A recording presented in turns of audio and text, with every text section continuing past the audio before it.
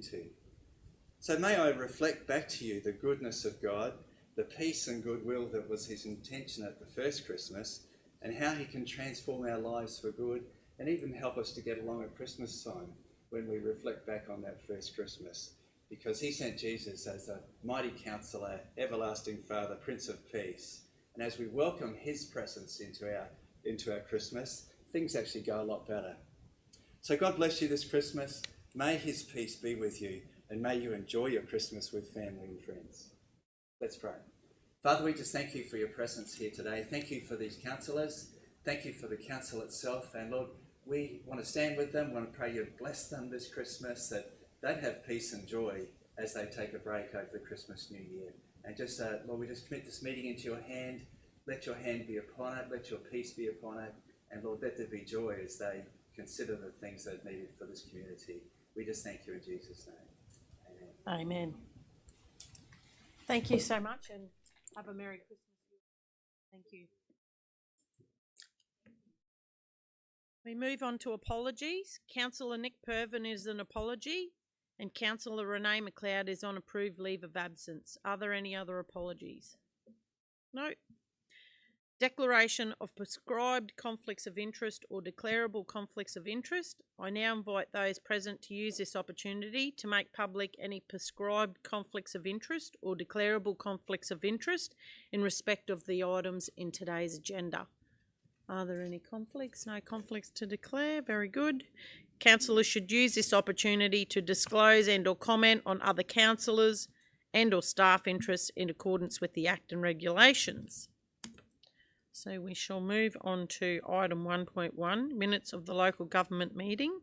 I now call for a mover and a seconder to confirm the minutes of the local government meeting held 28th of November 2024 as true and correct. So moved. So moved. Councillor Baines, seconded by Councillor Jessup. All in favour? Carried. Thank you. We will now go to item 2, business arising from the previous minutes. Does anybody have any business arising?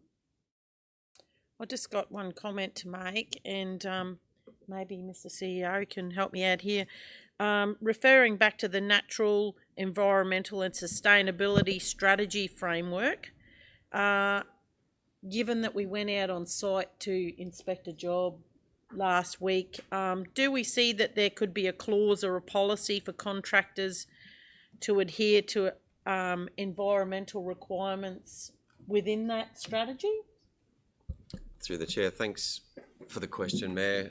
Look, that strategy and that framework was really around guiding and prioritising organisational regional investment in key areas of biosecurity, coastal, marine, community sustainability, natural environment and climate action. So, Council, one of the initiatives that has come out of the adoption of that framework is the consideration by our procurement review board to include as part of our tender process for those construction projects that Council are undertaking the requirement for contractors to provide an environmental management plan. So that environmental management plan would need to be approved before contractors take possession of site, providing Council with some clarity around the activities that the contractor will undertake to ensure that they are protecting the environment and being conscious of some of the environmental values in the areas that they're working. Okay, thank you. Very good. With your indulgence, Chair. Councillor Baines? Thank you, Chair. And if I can only just add to Mr Graffin's comments, the Queensland and federal governments are both working on urban water quality plans and issues at the moment, and are very concerned around point source, which within local government regions specifically is probably the outflows of our treatment plants and stormwater, but they're also very conscious of the Planning Act and exactly the sort of things that Mr Graffin was just talking about, that our team works with the contractors. They make sure that they're aware of their obligations, which are already in the Planning Act, but there's going to be some strengthening around that. And the framework that we have in place talks to the Planning Act as well, so, and the Planning Department. And because development, planning and environment sit as a portfolio together, there's quite a synergy there in that space. So, all right, well that's a lot of work coming all makes forward. sense, and That's a lot of work moving forward, but that's good to hear. Thank you. All right. Well, is there any further? No, nothing further. Okay. All right. We'll move on to 3, community and culture, and we have Miss Sabello to present. Good morning. Morning, Miss Sabello. Morning, Councillor Baines. So I'm here to present the report for community grants. So round 2 of the community projects and initiatives program opened for applications on the 8th of October 24 and closed the 19th of November 24. And council is asked to consider the assessment panel's recommendations for round 2. So in your report, I refer to table 2, the summary of applications, assessment outcome. So applicant Feast of the Senses for the project Feast of the Senses 2025 event, recommended for funding, yes. Innisfail Game Fishing Club, building first aid capacity, deemed ineligible. Catholic School Parents Queensland for the 2025 Good Counsel College Jubilee celebration, recommended for funding, yes, to the amount of $2,805. Perrine Chug and Alexandria Chubb for wellbeing workshops, deemed ineligible. The Mission Beach Historical Society for lockable cabinets to display local history items, recommended for funding, yes, for $2,724.84. Darlingia Limited for the Alternative Educational Festival, deemed ineligible. Kieran Lowe for Mind Swing Project, deemed ineligible. And the Cape York Golf Ratsick Advisory Association and Corporation for their project Men Against Violence Forum, deemed ineligible. Council is also asked to consider a super round for round 3 of the 2024-25 Community Projects and Initiatives Program, with increasing the major community project or grant category from $5,000 up to $10,000 for the 2024-2025 round 3 only. The rationale for this request is that funds awarded for rounds 1 and 2 have been under the $40,000 allocation for each round. This is due to various factors impacting on applicants' eligibility. To continue to improve applicants' capability, Council will be delivering grant writing sessions in early 2025. The total amount available for round 3 will be the balance remaining after the award of round 2 grants. Thank you. Do you want me to? Yeah. Okay. And the recommendation is 1, that Council approve the following recommendations of the assessment panel for round 2 of the 2024-25 Community Grants Support Program for Feast of the Senses, for the grant funding recommended of $5,000.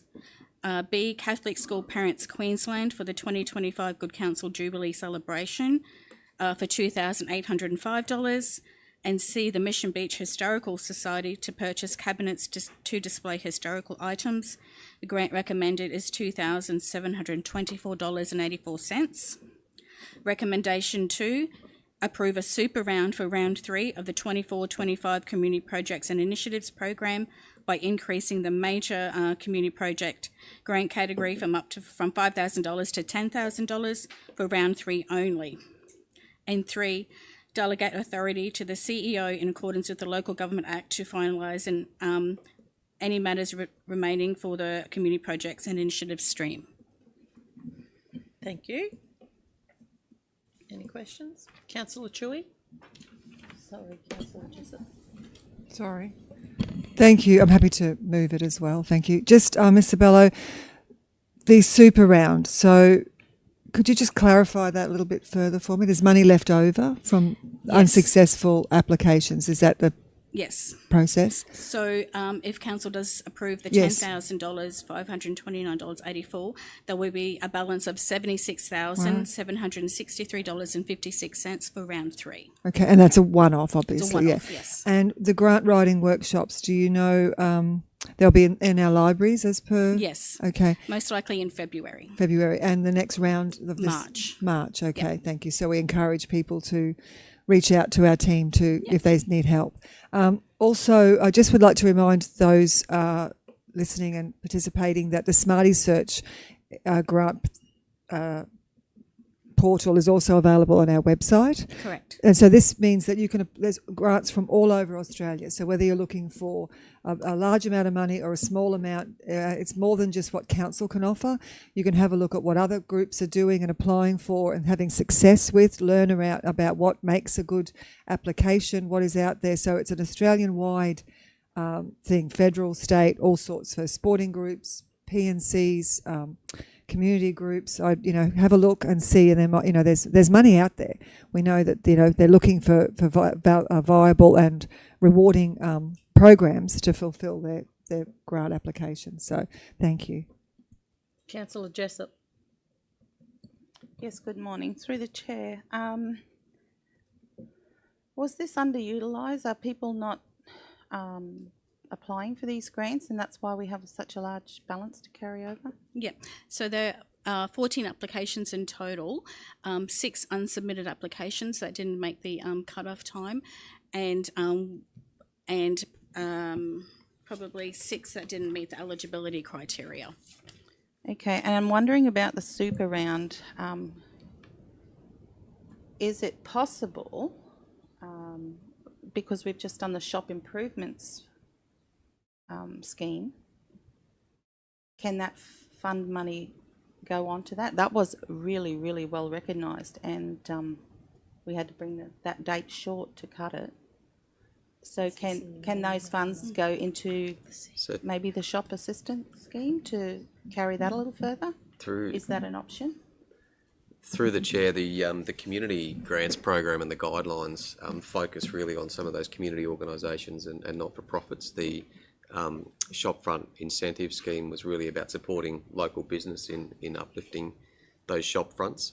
We do typically see we're typically oversubscribed as we reach the third round, because that typically aligns and runs into sort of council's event period, and we will typically see a number of community events that will annually apply for funding through this grant. So we do perceive that the third super round will be oversubscribed, and we'll be making some challenging decisions around which projects are most suitable. But as you said, the shopfront improvement, whilst funded through the Cap D funding through DRFA, has been a really huge success, not just for the businesses, but for those local trades that have been undertaking that work. So certainly something council could consider putting funding towards in the upcoming budget process, because the guidelines are now in place.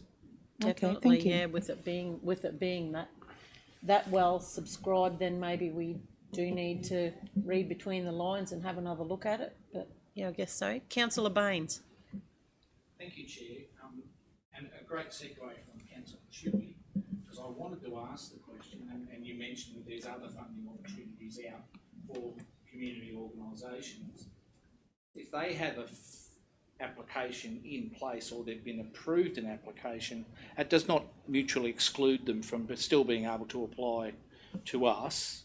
Correct. In ours, that you can sort of layer it up if you're smart about it, and yeah, okay, that's good. So doesn't mutually exclude the involvement of any other funding source. Correct. That's great. Thank you. Okay, so I've got a few for you now. So when does round 3 start?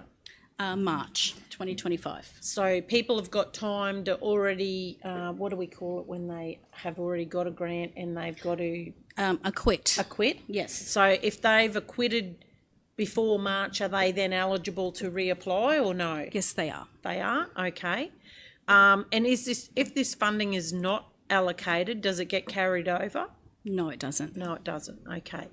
And those that missed out due to ineligibility or not applying within the time frame, they can reapply for this round? Yes, they can. So they'll get a letter with the reason why they weren't successful, and that should hopefully prompt them to reapply for the next round with all the supporting evidence required. Okay. All right.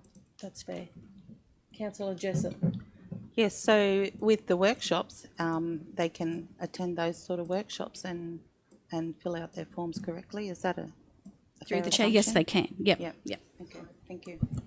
Just seeking clarification. So they can actually apply for the grant at the workshop, or you're just giving guidance on how to apply? Yeah, guidance on how to apply for a grant. So because you're not going to guide them through the No, application, are no. they? So that's separate. It's- yes, yeah, yeah. I it's- just wanted clarification, because I don't Yeah. want people rocking up saying, "Oh, Can you fill out my yeah, Ms. application? Sabello, can you Yeah. just write this for me?" Because Yeah. I know people have asked me about our staff writing their application, which I've obviously said no. I just wanted that clarified. Thank you. Yeah, and through the chair, it'll be the grant writing sessions will be not just for council grants, just a general how to do grants in general. Yep. Very good.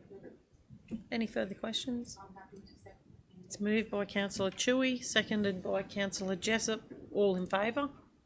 Great, thank Thank you. Have a great day.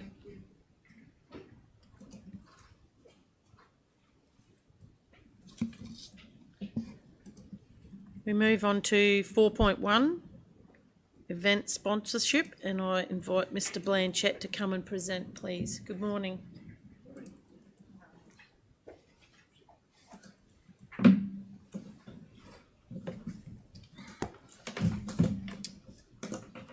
Thank you, Madam Mayor. Good morning, councillors. Morning. Good morning, Councillor Baines. So presenting reports on event sponsorship for the Amazons Australia, and taking the report as read, I'll just give you a quick overview of this.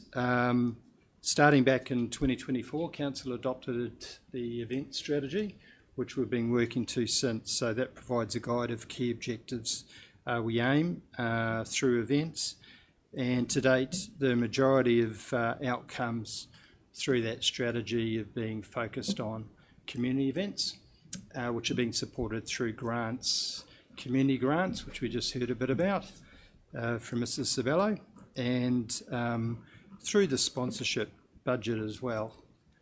For example, the Riverfest event. Progressing forward, well, we've got a good quorum of community events. We're a little short on major events, which play a slightly different role.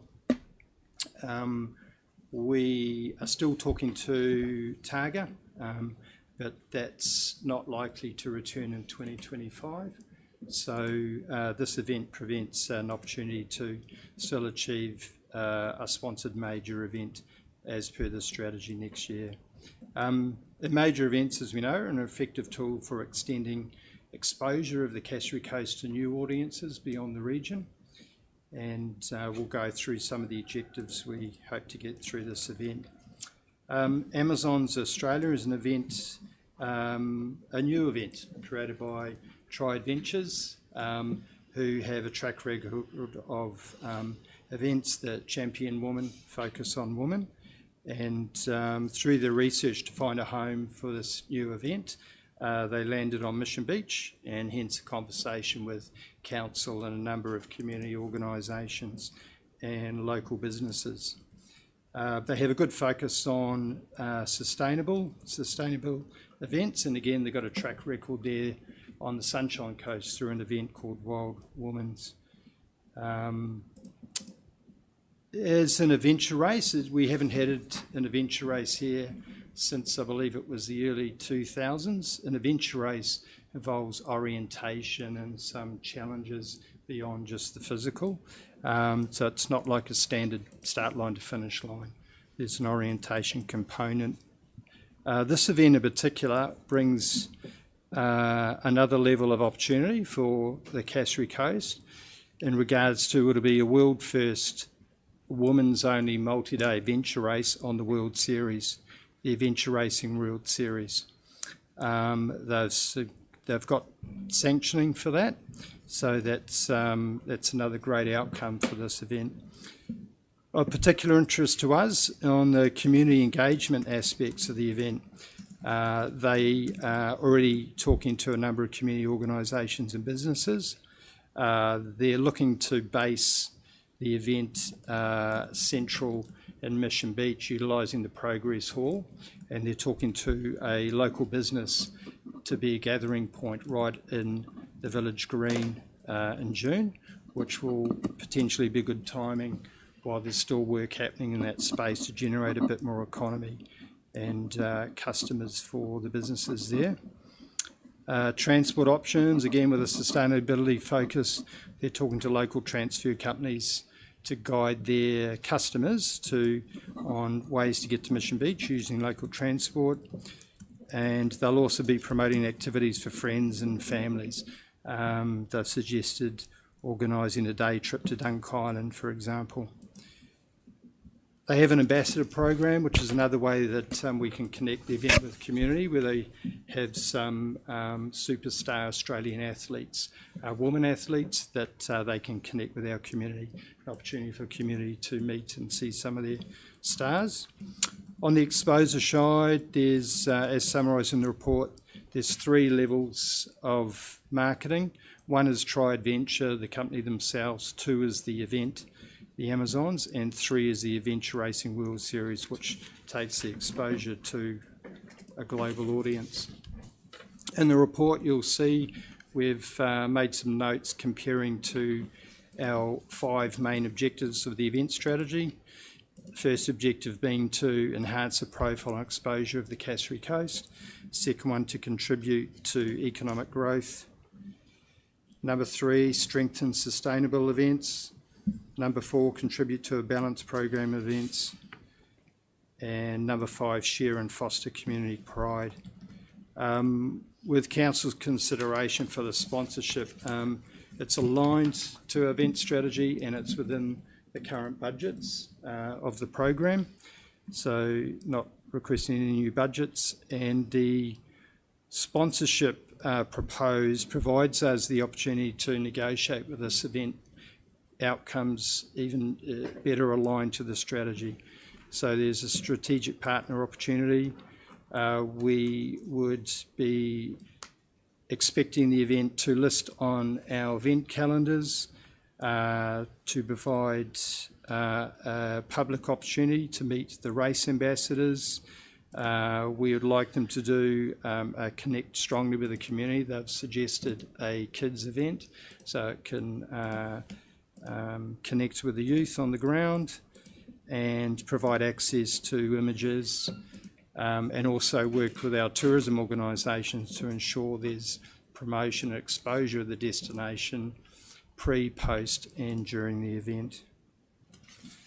There's a commitment from the tourism organisation to support marketing of this event, so that's already secured and in effect would double the investment.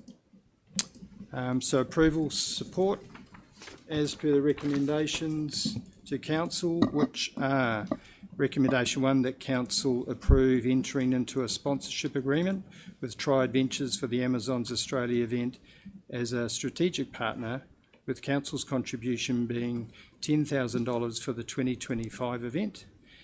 And subject to the 2025 sponsorship agreement outcomes being met, so we will measure the outcomes of the 25 again against the sponsorship agreement.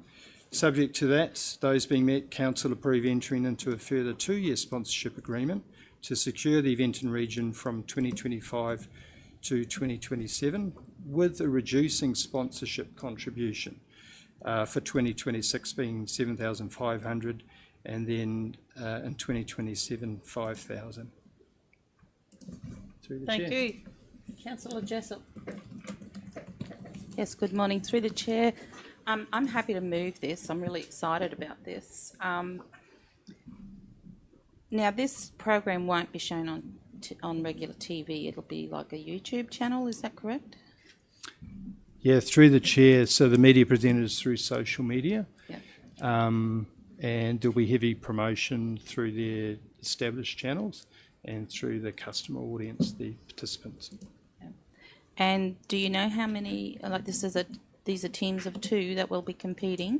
Do you know how many teams we'll be having in that?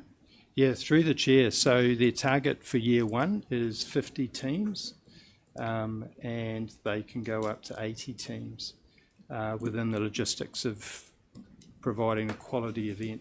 So they could potentially do more, but they've suggested a maximum of 80 teams to ensure quality product. Okay, thank you. Yeah, I'm happy to move this for the handsome price of $10,000, I think, and the world exposure. Certainly going to put us on the map. Thank you. Councillor Chewy. Thank you. You happen to second it as well. It's a great report, and I think the clubs that are already at Mission Beach with the outriggers, Paradise Run, Surf Lifesavers, there's a lot of cohesion there as well. And I think the homework that they've done, reading the report, is fantastic. So I think it's great. So long as I don't have to enter, I'm very happy to support that as well. Thank you. Come on, I thought you were in training.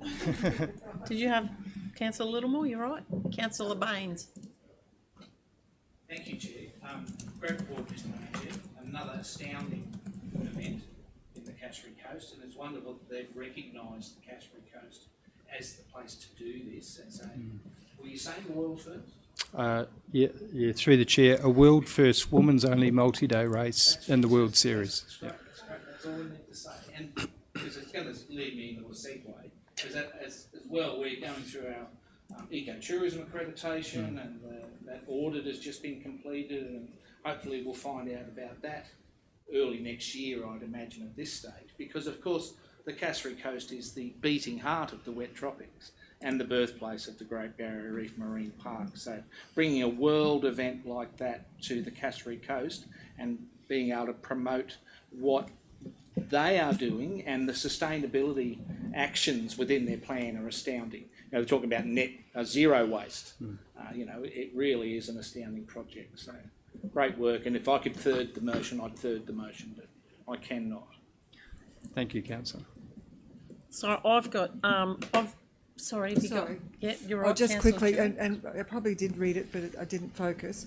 Is it Australian entrance, or the entrance come from just Australia, or they can be from overseas as well, participating? Yeah, through the chair, it's open to international. Great, okay. So there's good interest across Australia at the moment.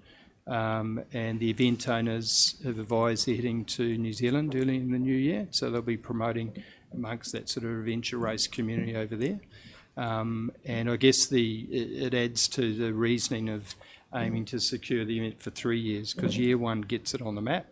So the people closer to events like this will get it. They'll go home and spread the word. So year 2 and 3, we should see growth and interest. And obviously, every team will have support crew and family potentially as well. So that adds more dollars to the economy of our area as well, which is great. Yeah. Thank you. Through the chair, if I can just add to that, yeah, the teams of 2, so they're in pairs. And of course, Council's got an interest in activating youth. So the good news with this event is competitors as young as 15 young women who might want to try themselves at the sport or challenge themselves, or they might be athletic already. They just need to grab an adult to do it with them. But from 15 years old, young girls can challenge themselves with this event. So that means you could go into training for next year, see? Could you explain the role of the major events and how they benefit our community? Yes, through the chair. So we measure them against those 5 key objectives of the event strategy. I guess the key thing we're looking for main events, a lot of our, I think it was 26 off the top of my head, community events, and these are highly valued because they focus on our community and championing our community. Talking to audiences we really know, so the simpler way to translate the difference with major events is we can reach new audiences, people we don't know yet or who don't know us yet. So we leverage off the great features we have, and if I stick to this event, for example, we're highly regarded for nature and adventure, and so this event will take the visuals of our trails, our oceans, our beaches through their customers to a wide audience that would otherwise be a considerably more investment marketing wise. So we've got it. I see in the recommendation it does say that we will, before we make an ongoing commitment, we will first consider the benefits that this brings before we commit to that, given that this is a first of the event. Yes, through the chair. Absolutely, every event we do an agreement with, we have a black and white agreement. Yep. And we measure the outcomes against that in a collaborative way. So we actually want them to get those results. So we work with them right up to the event. And in the debrief, and I was fortunate for council to sit on the debrief of Riverfest, which was very thorough and a quality debrief. we can work with them to make sure if anything's a bit short, that doesn't happen again, or we understand why, or potentially even target new goals with them. So then, given that it's going to be advertised on social media, is there the opportunity for us to get local TV coverage? Yeah, through the chair, I Through guess the likes that's of Channel 7 or? yeah, I guess that's a key part of proposing the sponsorship, because we can negotiate that. Okay. Provides opportunity for council to negotiate lots of those things, outcomes for the community, the kids' race, the ambassador for the public, Yeah. and we would be our logo would be associated with the event officially, and it provides media opportunities for us to leverage those values for council, like championing Wannerman, and we've got such good quality, we've secured a world first event, etc. I guess it opens the doors for new people to see what we've got here on the Cassowary coast. They can come here and work, play and maybe stay, given that we are, follow on from you, Jeff, the most livable tropical community. So, you know, all good. Very good. So that's been moved by, oh, sorry, Councillor Jessup. There's going to, through the chair, there's going to be a lot of excited people. Where are they going to be able to book or to apply for this? Will we have it on our website with a link, or how's that going to pan out? Yeah, through the chair, we wanted your decision today first, and then we'll go on to the next step. So okay. we have, but as an example, in past events, such as the Red Bull event and the Auto Fest, we worked with Cassowary Coast Tourism to provide that commercial interface. So their customers had a dedicated page on the tourism website, and the tourism could share them accommodation options, transport options, and destination information. So that will certainly be part of the program. As I say, Cassowary Coast Tourism, in partnership with TD&Q, have voiced they're prepared to commit up to $10,000 in marketing, additional marketing for this event. Oh, that's wonderful. Thank you. Very good. Any more questions? So we've had a mover and a seconder. All in favour? Carried. Thank you, Mr. Blanchett. Thank you. We move on to 5.1, 2024-25 Financial Performance Report, and Ms. Peters will present. Good morning. Morning all. All right. Good morning. Here to present the 2024-2025 Financial Performance Report for November 2024. Just a reminder, the budget information in this report reflects those amendments made as part of Budget Review 1, adopted by Council on the 28th of November 2024. So financial performance highlights are: operational revenue year to date, $55.8 million, which is greater than budget by just over $1 million. Operational revenue year to date is $47.8 million, which is Expenditure. sorry, did I say revenue? Operational expenditure, apologies, is $47.8 million, which is greater than budget by $652,000. And this results in an operational profit year to date of just under $8 million, which is greater than budget expectations by $418,000. Net result, which is something we probably don't talk about quite as much as the operational result. So our net result includes all of our capital items. So that sits at $14 million, which is $3.2 million less than budget. So I'll go into our reasons why in a second. Total capital expenditure, including commitments, represents 52% of the $93.1 million budget, and end of month cash balance is $75.9 million.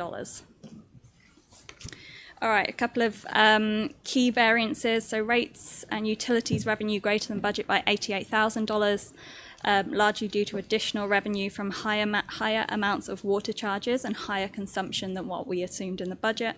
And then this has been partially offset by more ratepayers taking up that 5% general rates discount than what we assumed in the budget.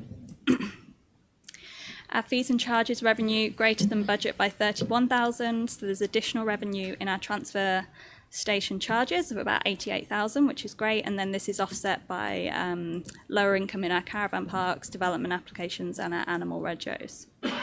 So we're all aware of the pre-cyclone cleanup that happened in both October and November across 2 different weekends. So it's estimated that $25,000 of revenue was foregone from this. In addition to that lost revenue, I know the Mayor made a comment last month, additional officers' time is required to run these events. So whilst it's a huge benefit, there is a cost associated. And 89% of the transactions were either small or medium quantities, resulting in $10 or $19 transactions foregone.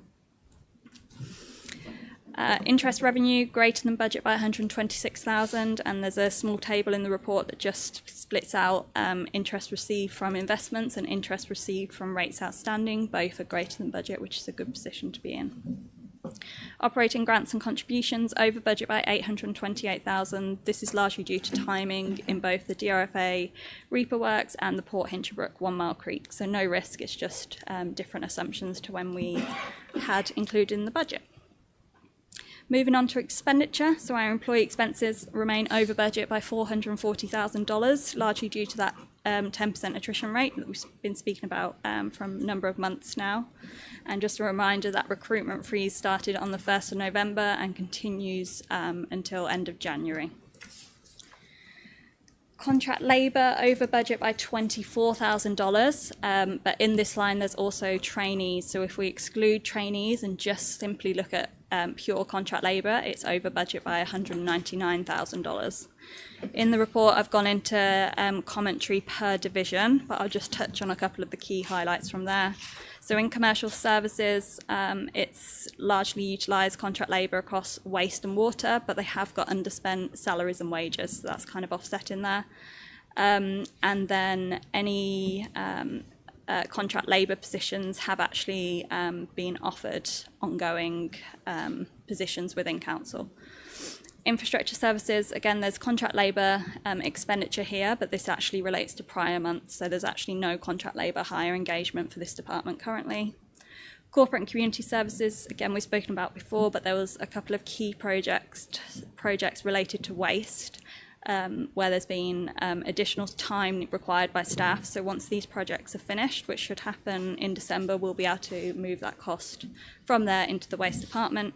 And then development and environment, just over budget, largely due to lack of annual leave being taken, but we're all aware over the December-January period, a lot of leave will be taken, so look forward to seeing that even out a little bit. Materials and services over budget by 216,000. Couple of reasons here: landscaping products, software maintenance, and some of that timing of the DRFA Reaper Works. And then capital loss on disposals. So this is something we probably haven't commented on much prior to this report. Expect to see it in the months moving forward, and I can always add in any additional detail if people don't understand the comment. But what happens is, as a result of decision made by Council in September 2024 to enter into a facility use agreement for the Tully Showgrounds, Council is able to remove these assets from the from the asset register, which results in that lower depreciation. So that's something we all celebrate, which is wonderful. However, to then remove these assets, what we do is take the carrying amount, which is the cost, less all that depreciation, so the difference between those two, and we'll take it from the balance sheet, and then we recognise that as an expense in our P&L, which all gets a bit complicated, so we'll do some more sessions on it to make sure everyone's really clear on this. So you'll see that on the second page of this report. Look at your capital items and you'll see a gain or loss on disposal, and that's that number there. So it's wonderful when we see that the positive of through our community organisations kind of getting the facility use agreements and the lower depreciation, but we do have to recognise that loss on disposal. Capital Works programme, as at 30th of November, was 52% of actuals and commitment of the full budget. If we take out commitments, it's 24% of the total budget. So that's a really good position to be in, considering we're only 41% of the year elapsed. As I mentioned previously, cash balance at $75.9 million, fixed term deposits of $25 million. So we've got $25 million sat there earning interest rates of anywhere between 4.9 to well over 5%, which is good, which is leading to that higher interest. And then our budget risks and opportunities. Risks remain that 10% attrition rate in our employee expenditure. And then opportunities, as I highlighted, the waste transfer station income in our fees and charges, and then the water charges and consumption as part of the rate section of this report. So the recommendation to Council is that Council receive and note the 2024-25 financial performance report for November 2024. Very good. Councillor Chewy. Thank you, Ms Peters. I just wanted to comment on the showground conversation. I attended the AGM for the Tully Show Society yesterday, and I would just like to congratulate our team, our facilities team, and the show committee for working so well together to get this outcome. It was a lot of discussion last night, and I think they had some things that they brought back to the table to tweak, but all in all, it's been a good outcome. So I thank both parties to making that facilitation happen. Thank you. So was there more than just the Show Society? It was just the AGM. Oh, it was their AGM, okay. So they're happy with the agreement going forward? They had a few points that they took back to Yeah, the facilities team that they just wanted clarification on and different things. But I felt that both Caroline and Nadine had worked well with our team to get it sorted, and they seemed quite happy that they've got more freedom to do different things that they particularly want to do. The pickleball people, there's a representative was in the room that seemed to go over well. Okay. The discussion, just lots of discussion, which probably isn't Good. financial, but I felt it was a good meeting and a good outcome. So Yeah, thank you. Okay. Councillor Jessup. Yes, good morning, Ms Peters. I noticed on the detailed breakdown of the fees and charges shown on that table there, it says other, and given that it's quite a large amount, can you explain what other is? Yeah, absolutely. So, and in fact, I think we'll try and break that out more next month. I think it's a really good point to make.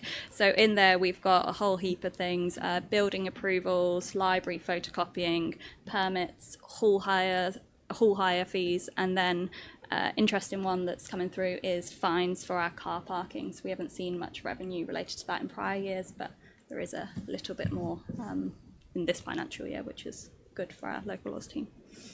Okay, thank you.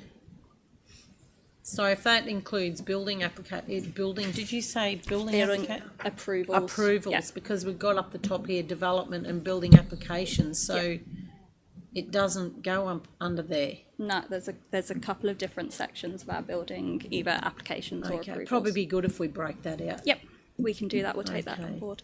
Any other questions? Councillor Littlemore? Thank you, Chair. Ms Peters, can you, have you had a look at what the implication of that loss on disposal assets of $4.5 million will do to our likely position at the 30th of June?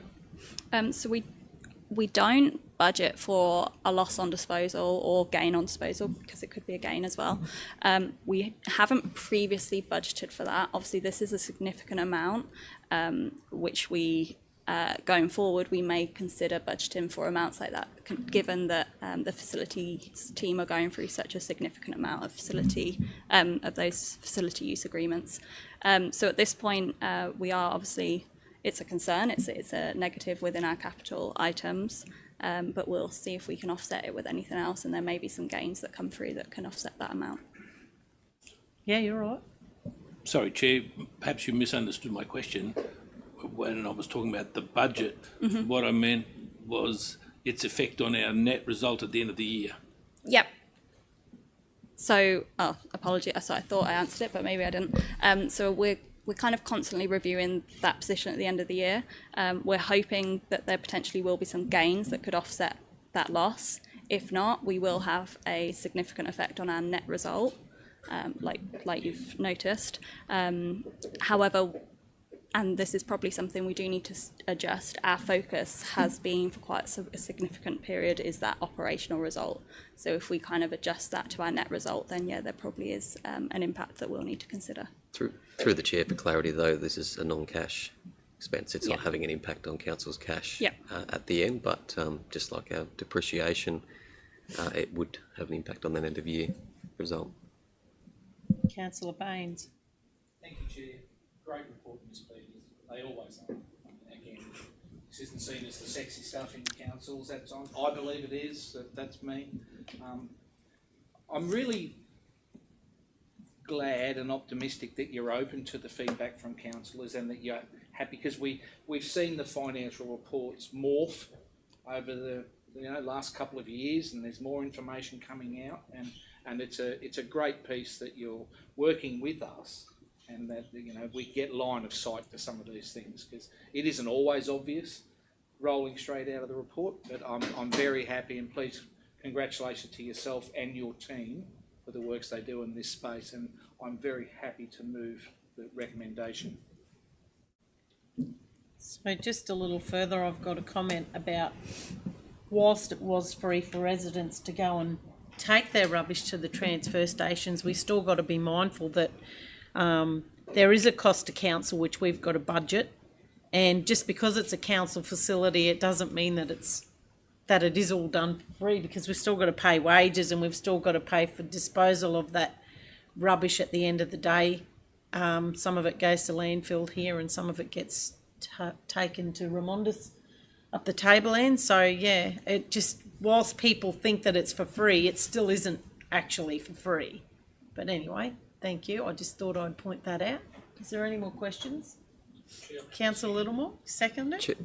Chair, Sorry, just a point of clarification which isn't captured in the report. I know we've been talking about a budget risk for some time around the growing regions funding, that federal funding. So that was $7.9 million that council was advised that we had been successful in acquiring back in May. So with the Mission Beach project, council have been balancing our own source funding for that, our local government grants subsidies program funding, which is from the state, and also waiting for a funding agreement since May this year. So I'm pleased to say yesterday we have got approval through the Commonwealth, and we thank the Australian government for the funding that they have provided, which will be $7.9 million towards that project. So that will allow council to provide a commitment for the remainder of that project, which should see the infrastructure services capital move from $31 million closer to that total and committed to closer to $40 million. So that, whilst we've been progressing that project, we've been doing it in separable portions to meet the funding requirements of both the state government and the Australian government. So that came through yesterday afternoon, and we hope to have that executed before the end of the week, and hope to see RMS back on site early in the new year to continue delivering that exciting project for the community. Yes, and I'd like to thank you and the team for poking the bear where we needed to get the result that we did get, because it was getting to the sharp end of the stick. But anyway, it was a good result, and we thank the federal government for that funding. And thank you, Ms. Peters, for your report. And we have a mover and a seconder, and all those in favour? Carried. Thank you, and thank you very much. Have a great day. I think I want to go. We're going to 5.2, policy review. Oh, you're not going anywhere. I'm going to present this one too. Thank you. Great. So policy review of our rating concession policy. So the purpose of this report is to consider amendments made to Council's rating concession policy. So amendments to Council's rating concession policy proposed are to promote water conservation and financial sustainability by encouraging prompt repairs, limiting concessions, and aligning with best practice across other local governments. So whilst it's called a rating concession policy, our water concession policy is captured as within that policy. So a bit of background information. In 23-24 financial year, Cassowary Coast Regional Council wrote off $175,000 of revenue as a result of water concessions. So this is significantly more than any of our neighbouring councils. I have added a table into the body of the report where you can see comparisons of our local councils and how much significantly more Cassowary Coast water concession write-offs are versus these councils. So that's kind of what we've done in the background. We've done a review and looked at best practice across the councils to try and align our policy. So a summary of the proposed amended changes are: only residential properties without a smart meter will be eligible to apply for a water concession moving forward. The water concession will be a maximum of 50% provided and capped at $500. on the difference between the consumption charged and the average consumption of the last 12 months. Concession card holders are to receive 75% maximum concession, capped at $750, again on the difference between the consumption charge and the average consumption. Concession card holders will also be exempt from the smart meter clause, so that even if they do have a smart meter, they will still be able to claim the concession.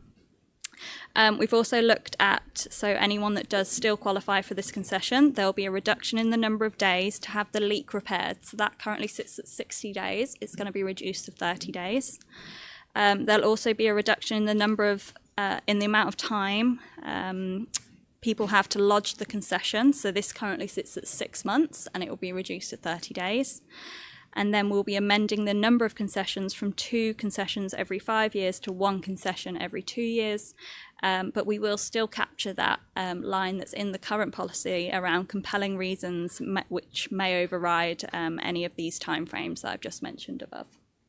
So the recommendation is that Council adopt the amended rating concessions policy for the financial year 24-25 as outlined in this report, effective from the 1st of Feb, and note that the information promoting sign up to the smart meter portal and new water concession policy will be, sorry, that's just dropped off and I don't have it in front of me at the end of the report. Provided in the January rates notice. Thank you. Councillor Chewy. Councillor Littlemore. Thank you, Chair. As a victim of a water leak on quite a number of occasions in a different shire, the council's move to smart meters, I think, is really fantastic. And as of this week, we are registered, so we have no excuse for seeking a concession for a water leak. This is a great report, and it will add to our bottom line in terms of water, and it'll make it very clear to people that if they do have a leak and they are not paying attention, they can't expect council to subsidise their water losses. And I'm happy to move the report, Chair. Thank you. Councillor Chewy. Thank you, through the chair. Just regarding leaks and the availability of the people who might be able to fix the leaks. If somebody has a leak and tries to retain a tradesperson but can't, does the fact that they've tried to and they let council know that they've got something booked in the near future? What would be the process there? Sorry, Yep. Thank you. So through the chair, that compelling reasons line and is currently in the policy and will remain in the policy. And part of the line, I think, says as long as you keep council officers up to date of your situation, then yeah, there will be opportunities to override that time frame if required, as long as you're keeping council up to date about you can only book a plumber in the next 6 weeks or whatever that looks like. Through the chair, I should have mentioned, we will be doing a big campaign to get people onto that smart meter portal. It's a really, really great portal, some up-to-date usage, so encourage everyone to get on that portal, quite easy to sign up. So where do they go to get on the portal?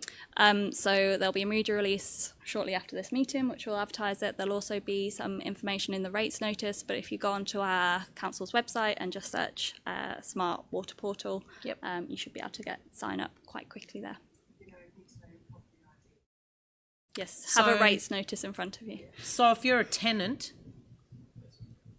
are you able to, so if you're a tenant in a house that has a smart meter, are you able to access that water portal? Because otherwise, how do you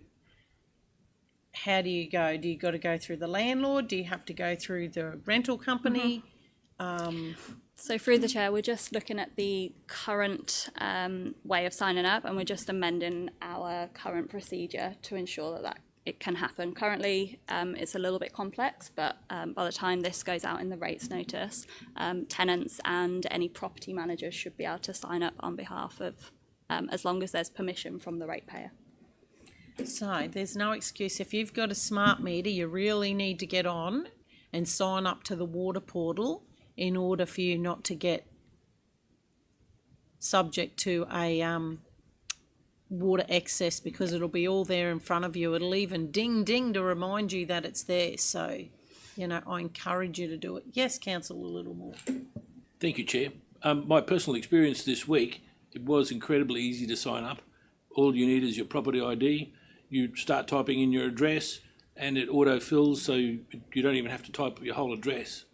And you do have to have permission from the ratepayer, but that's if you're paying the water bill, I would think it wouldn't be too hard to get permission from the ratepayer if you're a tenant. Very good. Any further questions? Moved and seconded by Councillor Jessup. All those in favour? Moved. Thank you very much. Have a great day. We go to 5.2, rates, and Ms Stravarsky will present. Good morning, Mr. Good morning, Mayor. Good morning, Council. Chair, we've got 5.1, 5.2, 5.2 and 5.3. That's just a typo. Thanks, Councillor Bailiff. I'm serious. Apologies. Moving on from water conservation, and now I think sort of talking about some broader things around environmental sustainability. So just talking about going paperless this morning. Council have offered delivery of rate notices by email since 2016. As we've discussed, take-up of this is pretty slow, and what we want to do is really start encouraging our local community to start receiving paperless rates. This is really very much around enhancing environmental sustainability. So we're not having paper and using lots of paper and postage, improving our communication with ratepayers. So having our email details and phone numbers of ratepayers will really enhance our ability to quickly and efficiently communicate with them, and also reduce our costs for paper and postage. We know that at the moment, over the last 4 years, our postage has increased over 33%. Paperless is currently being implemented by many local councils across Queensland. You'll note in the report, Council, that we've engaged with multiple other councils who have already gone paperless, like Mackay, Whitsundays, Brisbane and Cairns, as part of our research in this area. Currently, approximately 3,400 of our 15,930 rateable assessments use email delivery. And it's costing us about $50,000 annually to send out paper rate notices. A new fee of $2.25 per mailed rate notice is proposed from 1st of July 2025 to recover the cost of printing and posting notices. Those who choose to receive their rates by email, it will be free. To drive adoption, a competition offering $500 credits to the July to December 25 rate notice to 5 ratepayers who register to paperless by 30 June 2025. The competition will be supported by a comprehensive communication campaign and support. So people can go into the library, they can go into customer service desk and get help to sign up if they're a little bit unsure how to do it. This initiative also aligns with our corporate plan 25 to 30, which is to modernise our operations, reduce our inefficiencies and promote sustainability. The recommendation to Council this morning is that Council note the continued transition to paperless for rates notices and the benefits that this brings to ratepayers and Council. Note receiving rates notices by email is free. Adopt the amendment to the fees and charges for 25-26 for the introduction of a new charge of $2.25 inclusive of GST to ratepayers who wish to continue receiving paper rate notices in the mail. The charge will be effective from the 1st of July 2025 and apply in the July to December 25 rates notices. Ratepayers who are in receipt of the pension concession on their rate notice and who are not signed up to receive their rate notice electronically by the 30th of June 2025 will be exempt from this charge.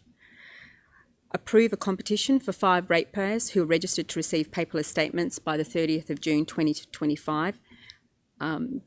And also note only residential properties, so this is excluding not principal place of residence, will be eligible in the competition.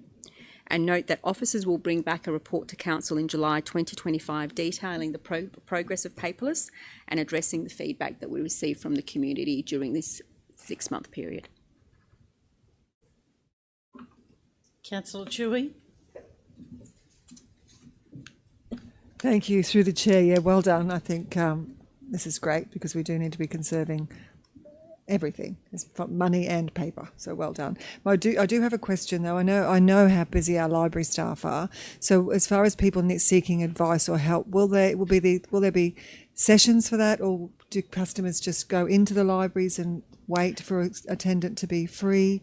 I just know, and customer service can be quite busy as well. So I just wasn't sure of the process. Thank you. Thank you, Councillor Chua. We are actually finalising our process in terms of the support that we're going to be providing. So initially it would be just come in and speak to our friendly staff. But, if there is clearly, if we can see that there's a real push and people would like to sort of have some sessions around not just how to do E for us, but just how to do E online more broadly in the community, we can certainly consider having those sessions being held by library and advertising those. So that's a really good thought. We'll consider it.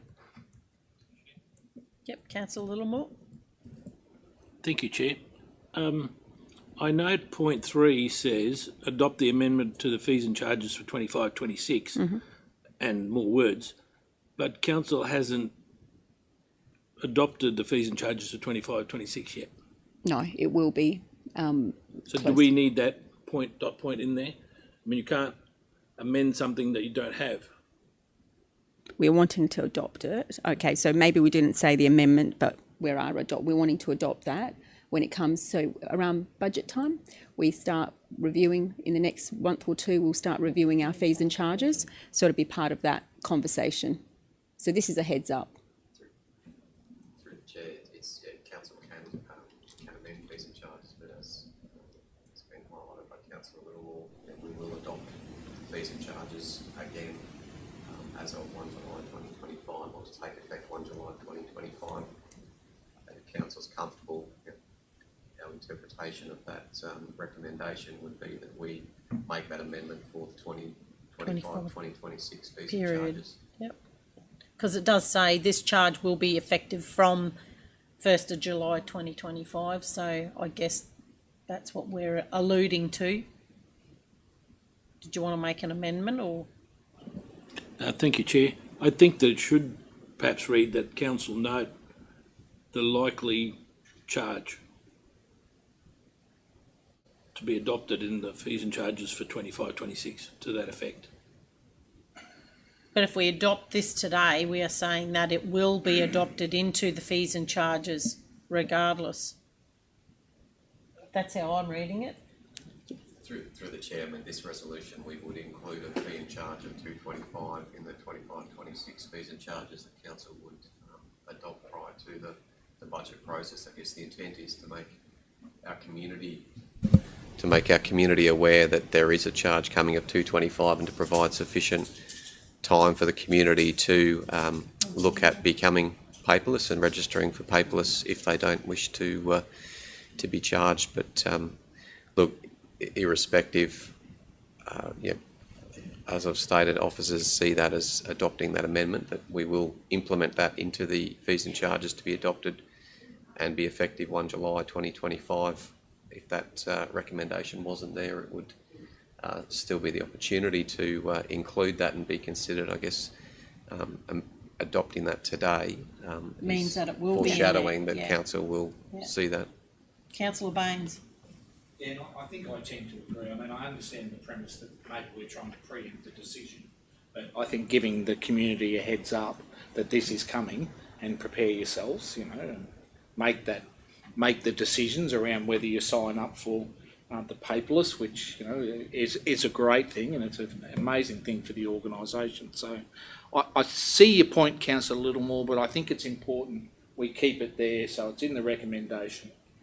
And community are aware that this is coming. Last thing we want to do is throw it up at the budget meeting and they go, where did this come from? Yeah. So. And through the chair, I just want to point out one of the reasons we do want to adopt this today is that in the rates notice in January, in that we will be providing a flyer and information about paperless. So that's why it's really important that we do actually adopt this amendment to the fees and charges today. Chair, my suggestion then is just that we just adopt the charge, not adopt an amendment. We can do that. Oh, okay. But Adopt the charge. My yeah, point not- is about the amendment, because Yeah. there is no fees and charges for 25, 26. That's I'm correct. happy yeah, that we, yeah, I'm yeah, happy yeah. that we adopt All the right. charge. Okay. Are we good with that? Dr. Finn, through the chair, I think, yeah, certainly, I mean, the risk that we're trying to avoid here is that we start advertising this, and when we bring the fees and charges up, that fee and charge then isn't included, and the cost and expense to preparing for this and educating the community would be wasted. But if Councillor Littlemore is seeking to move an amendment that, if we can capture, is just to adopt the fees and charges for 25, 26, which is just removing the words "the" and amendment. Yes. If there's a seconder for that, Chair, then Yep. anyone. Are all in favour to remove it? Yeah, under GRF.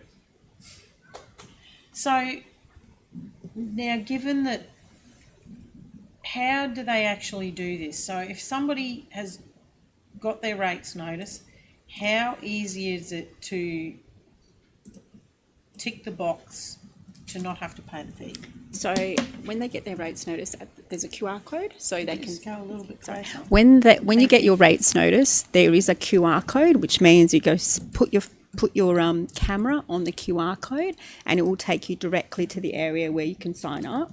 Or alternatively, you can click on a link, and it will take you directly to an area where you can sign up, and you'll put your details in, your name, address, email, and phone number. So we are actually going to ask you for your email, obviously, because we're going to be sending you things by email, and also your phone number. It's really important for you to provide those details to us, because in the background we are creating a database of your information, so that in future we can contact our residents, ratepayers, on any council business that we think is important for them to know. So as I said, it should be pretty straightforward, but understand it's not straightforward for everyone. So that's why we will have customer service staff and library staff there to assist with people who might find it a little bit more challenging. So then this will actually open up another level of communication with constituents about things that may be happening within council. Yes, absolutely. Also, if they choose. Yes. Okay. Councillor Baines. Well, and probably a point to that, and I'm just asking for a clarification around this, because in this world nowadays where there's been data breaches all over in all different sorts of, and some quite large companies, I just wanted to make the point, or I suppose I can make it a question, the security protocols within Cassowary Coast Regional Council are extraordinarily strong, and we're supported by the Queensland and the federal government in those spaces, aren't we? So yes, thank you, Councillor. Through the chair, absolutely. So we have very high security protocols. We also make sure that we align, and our systems are completely comprehensively in line with Queensland government protocols. We've also recently just had a cybersecurity audit in which we did very well. We passed with flying colours on that aspect. Look, there's always cybersecurity, they're always ahead of us, the hackers, but we certainly have all our processes and systems in place to protect our data, to protect our community's data, and we take that very seriously, including with our third parties. So any suppliers that we use, that they are also protecting our data.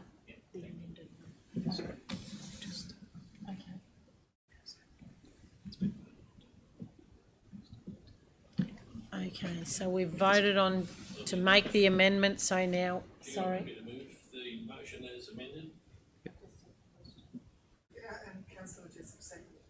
Yes. So through the chair, the process, the original Yes. motion's moved and seconded. There's an amendment to that which has been voted upon. So we still then need to Move vote it. upon the amended I don't think the original motion. So we need the original report. To- Only the amendment, so to which was moved and seconded. for clarity, we'll need a mover and a seconder for the original recommendation, yeah. the motion. Yeah, Then the amendment, which is to remove the amendment the amendment, and from then we from need the to motion, then move the new which motion. then, if there's any debate, is then voted on, which then becomes a substantive motion, and then that can be voted upon. So So Councillor Jessup. Yes, thank you. With this system with people that like myself, I pay off my rates throughout the year. By having it come through email now, how do those people, can they still set that up with their bank, or do they have to go through council to set up payments? Or? It won't change. Are you already receiving your statements? No, not yet, but I will be. Yeah, so you'll be able to do that at that point in time. Okay. To make any changes. So there's no changes to be made if you're doing that? No. All right, thank you. Councillor Baines Happy to move the original recommendation. seconded it. Okay. Through So the then- chair, if there's, I'll re-put my amendment, Chair, please. Yes. And I think Councillor, just you second. Yes. so through the chair, just for clarity, so there's an amended Could you read motion, out the which will- amended motion? Point 3, Point 3, that council adopt the fees and the charges. fees, oh, that doesn't actually make sense. So if we just remove, Adopt the charge of $2.25 to be included in the fees and charges for 25-26 for ratepayers who wish to continue to receive their rate notices in the mail. And this charge will be effective from the 1st of July 25 to apply to the December 25 rate notice. so sorry. Have we for- captured for that? clarity, adopt the fee and charge $2.25 of $2.25, GST, including GST for the 25-26 fees and charges fees and charges. for ratepayers, etc. And then that goes down to for ratepayers who wish to continue receiving paper rates Notice notices. in the mail. Did you get all that? Thank you. So now we've got to have a mover. You've moved it, seconded it. Yep. So are we all in favour? Yes. And the- Okay. So can we just be clear on the vote? Sorry, through the chair, so there needs to be a formal, thank you. Thank you. Sorry about that, guys. It does get a little complicated when we're going to change things around, but that's all right. We got there. All right. Thank you. Thank you, Mr. Vresky. Go to. So we at 5.3, Councillor Baines, or are we at 5.4? 5.4 on the agenda. Yes. So corporate plan. Good morning, Mr. Well, Graffin. Mr. Graffin will present. Good morning, We thank get you. around that all right? Sorry about that. It was a bit Confucius, but we got there. Look, through the chair, the Section 104 of the Local Government Act requires the systems of financial management established by a local government must include the following financial planning documents prepared for a local government, and one is a corporate plan that incorporates community engagement. We then go to the Local Government Regulations 2012, Section 165 states that a local government must prepare a 5-year corporate plan for each period of 5 financial years. A local government must adopt its 5-year corporate plan in sufficient time to allow a budget and annual operation plan consistent with the corporate plan to be adopted for the first financial year that is covered by that plan. And a local government may, by resolution, amend its 5-year corporate plan at any time. Further, requires a local government to discharge its responsibilities in a way that is consistent with its 5-year corporate plan. This is a really critical piece of strategic planning and really key in how council is looking at moving forward and delivering its plan. Further, Section 166 states that a local government's 5-year corporate plan must outline the strategic direction of the local government and further state the performance indicators for measuring the local government's progress in achieving its vision for the future of the local government area. So throughout 2024, Council has taken the approach of integrating the corporate plan and operational plans into one succinct and integrated document, and to exceed the legislative requirements by extending the operational plan to cover the 5 years of the corporate plan. The intent is to improve strategic planning and communication about what Council is planning to do to meet the community priorities and aspirations. To develop the plan, Council adopted the Future Strategic Planning Approach, a rigorous and robust integrated planning and reporting process aimed at improving community engagement, transparency and accountability. Decisions were based on the extensive community engagement with just under 2,400 community members who participated in surveys, workshops and youth forums. We look forward to sharing the community scorecard in its entirety online following today's meeting. The plan describes their vision. It describes the outcomes, objectives and strategic priorities, and articulates what services, actions and key projects will be delivered by Council over the next 5 years to meet community needs. Council will provide an annual report on progress against key actions and projects in this plan, and the plan will be reviewed and updated annually to ensure continued relevance in an ever-changing environment. Look, the plan is provided as an attachment to the report. So the plan talks to the fact that the Cassowary Coast has stunning natural beauty and global ecological importance with 2 World Heritage Areas, as Councillor Baines often reminds us. The Great Barrier Reef and the Wet Tropics Rainforest. We're one of the wettest, greenest and most beautiful places in Australia, with emerald rainforest covering 48% of our region. The region's named after the southern cassowary, a distinctive and endangered flightless bird that inhabits our rainforests. The original inhabitants of the Cassowary Coast area, the Banjan, Warragamai, Jiru, Girramay, Gulnay, Jirrabul and Mamu Aboriginal people, who still make up 11% of our local population, and their continuing cultural connection with the local land